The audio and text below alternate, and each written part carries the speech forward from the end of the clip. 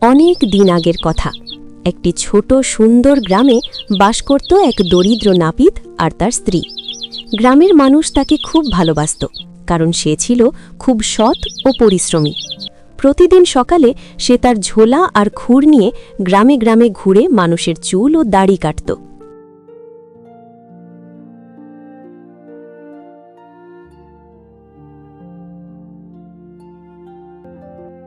কিন্তু এত কষ্ট করার পরেও তার ঘরে সব সময় অভাব লেগেই থাকত। শোনো গো, আজ ঘরে চালও নেই, কাল থেকে আমরা ঠিকমতো কিছু খাইনি। তুমি এত পরিশ্রম করো, তবুও আমাদের ভাগ্যে কেন সুখ নেই? কি করব বলো, আমি তো সৎভাবে কাজ করি, হয়তো একদিন আমাদের ভাগ্যও বদলাবে। একদিন সকালে নাপিত পাশের গ্রামে কাজ করতে যাচ্ছিল। সেই গ্রামে যেতে হলে তাকে একটি ঘন জঙ্গলের পথ পার হতে হতো। জঙ্গলের মাঝখানে পৌঁছতেই হঠাৎ সে দেখল এক অদ্ভুত দৃশ্য। এটা কি? ওখানে কে দাঁড়িয়ে আছে?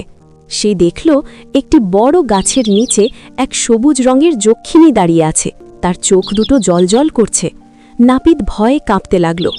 ভয় পেও না নাপিত, আমি তোমার কোনো ক্ষতি করব না। তুমি কে?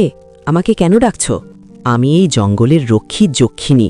আমি অনেক দিন ধরে তোমাকে দেখছি, তুমি খুব সৎ মানুষ, তাই তোমাকে সাহায্য করতে চাই। এ কথা বলে যক্ষিণী তার হাত থেকে একটি ছোট থলে বের করল। এই থলেটা নাও, যখনই তোমার টাকা দরকার হবে থলেটার ভেতর হাত দিলেই টাকা পাবে। কিন্তু একটা কথা মনে রাখবে, লোভ করবে না। ধন্যবাদ মা, আমি কখনো লোভ করব না। নাপিত আনন্দে বাড়ি ফিরে এলো।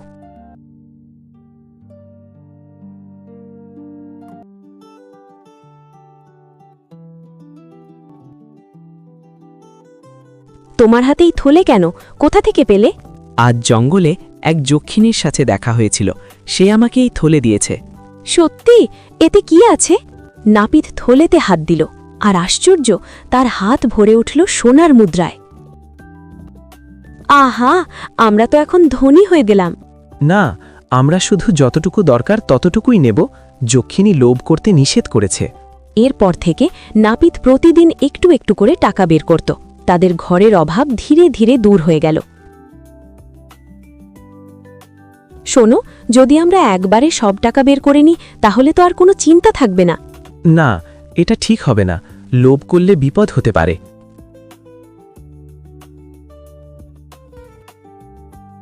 কিন্তু একদিন নাপিত বাড়িতে ছিল না। তখন তার স্ত্রী লোভ সামলাতে পারল না। আজ দেখি থলেটায় কত টাকা আছে। সে থলেটা উল্টে দিল, কিন্তু আশ্চর্য, সঙ্গে সঙ্গে থলেটা অদৃশ্য হয়ে গেল। হায়, তুমি কেন এমন করলে? আমি তো বলেছিলাম লোভ করা ঠিক না। তারপর থেকে তাদের আবার আগের মতোই কষ্ট করে জীবন কাটাতে হলো। নাপিত তখন বুঝতে পারল, লোভ করলে সুখ কখনো থাকে না। নৈতিক শিক্ষা: লোভ মানুষের সর্বনাশ ডেকে আনে।